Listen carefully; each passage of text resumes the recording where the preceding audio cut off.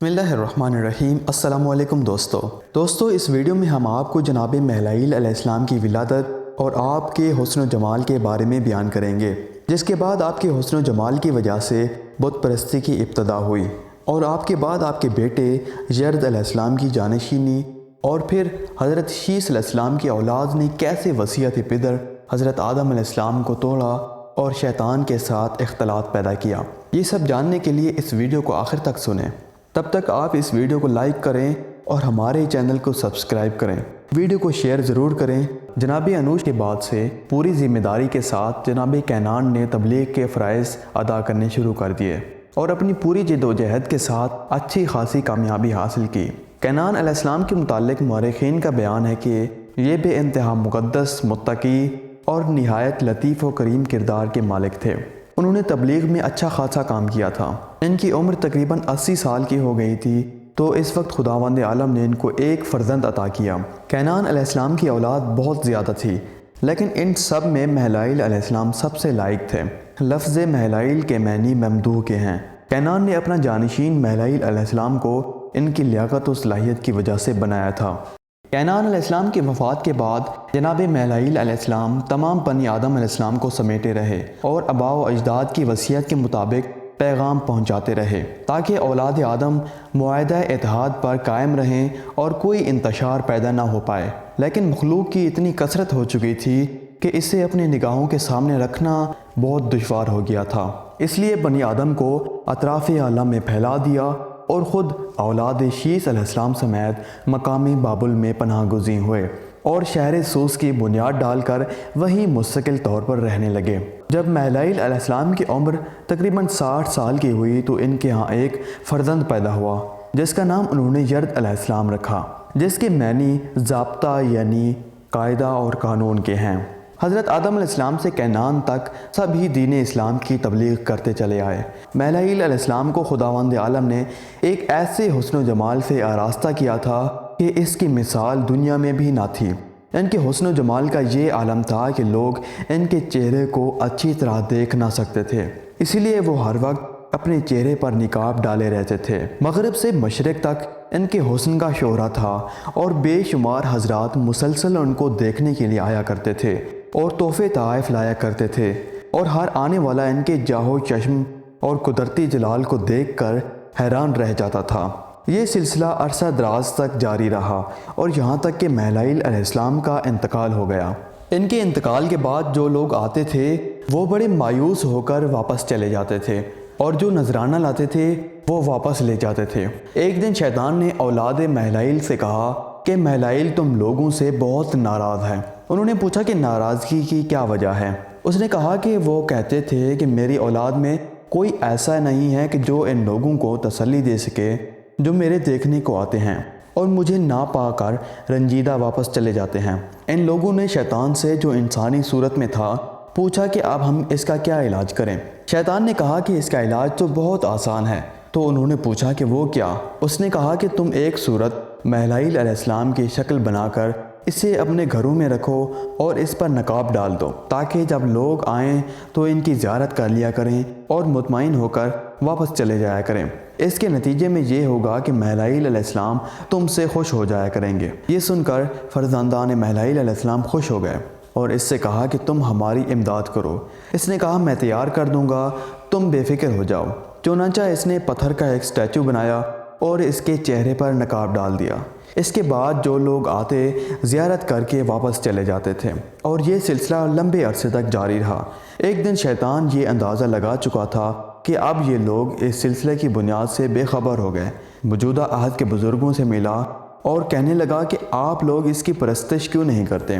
آپ کے آباء و اجداد ہمیشہ اسے پوجا کرتے تھے۔ ان لوگوں نے اس کے کہنے کو باور کر لیا اور اسے پوجنے لگے اور بت پرستی دنیا میں پھیل گئی۔ جب مہلائیل علیہ السلام کی موت کا وقت قریب آیا تو انہوں نے اپنے بیٹے یرد علیہ السلام کو اپنا جانشین بنا دیا اور انہیں دستور اساسی کے مطابق یہ ہدایت کر دی کہ حضرت آدم علیہ السلام کی تابوت کی حفاظت کرنا، اور اس کے بعد مہلائیل علیہ السلام ماہ نیسا کی دوسری تاریخ اتوار کے دن تقریباً 995 سال کی عمر میں انتقال کر گئے۔ مہلائیل علیہ السلام اپنے باپ کینان کے جانشین تھے اور انہوں نے 926 سال کی عمر میں انتقال کیا تھا۔ یرد علیہ السلام کے یہاں لڑکیاں بہت زیادہ پیدا ہوئی تھیں اور ان میں ایک لڑکا بھی پیدا ہوا جس کا نام بزبان سریانی اخنوخ علیہ السلام یعنی ادریس علیہ السلام رکھا گیا تھا۔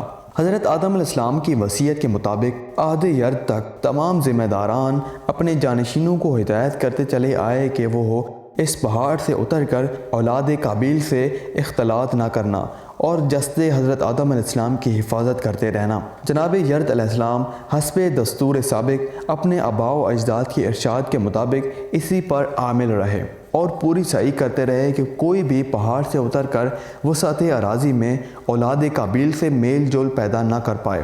لیکن جب ان کی عمر تقریباً 500 سال کی ہوئی تو اولاد شیث نے عہد و معاہدہ سب توڑ دیا اور وہ پہاڑ سے اتر کر آبادی میں آ گئے اور انہوں نے قابیل کی لڑکیوں سے گھل مل کر باپ دادا کے سارے فرمان بھلا دیے۔ ان لوگوں کے پہاڑ سے اتر کر اولاد قابیل سے اختلاط کا سبب یہ ہوا کہ ابلیس نے اولاد قابیل میں سے 2 آدمیوں کو جن کے نام یوبل اور توبل تھے منتخب کر کے انہیں خوب گانا بجانا سکھایا اور ہر قسم کے آلات لہو لعب بنانے میں ماہر کر دیا۔ پھر ان سے کہا کہ بہت سی جمعیت لے کر کوہ ابو قیس کے دامن میں جاؤ اور گاؤ بجاؤ اور رقص کرو۔ چنانچہ یہ لوگ بہت سے آدمیوں کو لے کر دامن کوہ میں پہنچے اور اپنا کام شروع کر دیا۔ جب اولاد شیث علیہ السلام نے ان لوگوں کی آوازیں سنی تو آپس میں کہنے لگے کہ دیکھنا چاہیے کہ زمین پر کیا ہو رہا ہے اور یہ کس قسم کی آوازیں آ رہی ہیں۔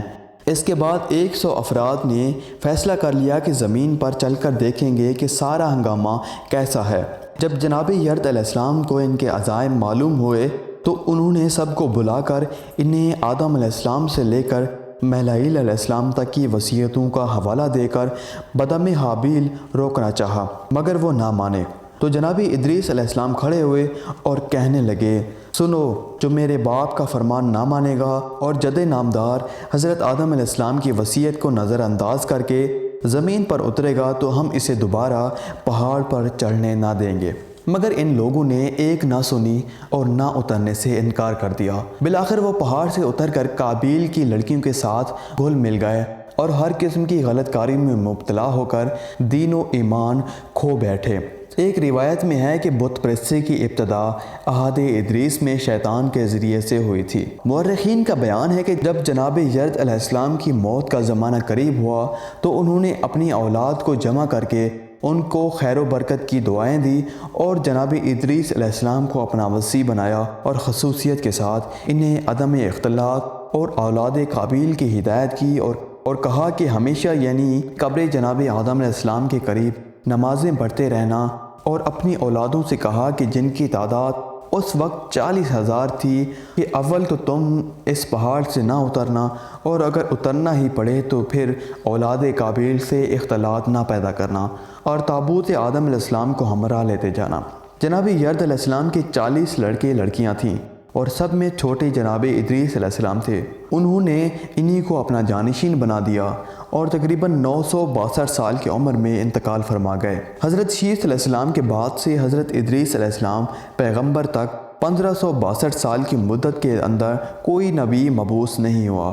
جن لوگوں کا ان دونوں نبیوں کے درمیان ذکر کیا گیا یہ وسیع تھے اور خصوصی طور پر اس لیے قابل احترام تھے، ان کے سلبوں میں حضرت محمد مصطفیٰ صلی اللہ علیہ وآلہ وسلم کا نور مقدس جلوہ فغن تھا۔ دوستو، اس کے بعد کا ہمارا موضوع جناب ادریس علیہ السلام ہوں گے۔